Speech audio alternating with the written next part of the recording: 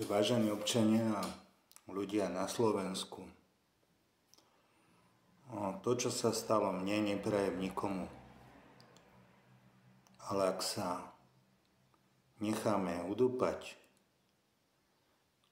hlúpými zákonmi, ak dovolíme, aby nás obsadila Ruská federácia, bude to tu dennodenne.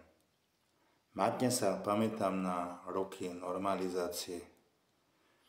Aj vtedy sa to začalo postupne. Toto sa nesmie hovoriť, hento sa nesmie hovoriť a zrazu sa nesmielo nič hovoriť a čestní ľudia boli vlastne vylúčení zo spoločnosti, udúpaní a nesmeli hovoriť. Toto isté sa stalo aj mne. To, že som povedal do videa nejakú satirickú poznámku, podľa mňa to absolútne nič neznamená. Jednoducho napísal som príliš veľa článkov o Jánovi Kuciakovi, o Kočnerovi, o našom pánovi birmovanom premiérovi a urobil som kopec videí a museli ma zastaviť. A najprv sa to prejavovalo tak, že ma vyhadzovali z blogov. Znamená, rušili mi blogy, denníku N, SME, neviem prečo, vždy to boli nejaké hlúpe zámienky. Každý, kto číta moje články, vie, že tam nie som nejaký agresívny, alebo že by som vyzýval na nejakú zburu, to je hlúposť. A jednoducho im vadilo to isté, čo na Jánovi Kuciakovi, že opisujem niektoré veci, ktoré sa im nepáčili. Trebárs korupciu. Takže Jano dopadol veľmi zle. Pretože tí ľudia, a ja si myslím, že to boli predovšetkým tí ľudia, o ktorých on písal, sú schopní všetkého a neváhajú. Čiže urobili mi to. Mňa zavreli. Zavreli ma na 4,5 mesiaca, možno si poviete, však to je nejaká dlhá doba. Ešte stále som vo vyšetrovaní, neviem prečo, v normálnej krajine si myslím, že toto by bol maximálne priestupok, možno, že ani priestupok by to nebol. Teraz, pretože Cintula je terorista, tak som terorista aj ja.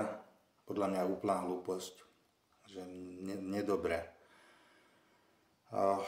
Čo sa týka ostatných vecí, snažia sa ma anulovať takisto, to znamená, že do môjho okolia sú nasadzovaní ľudia a podnecovaní proti mne.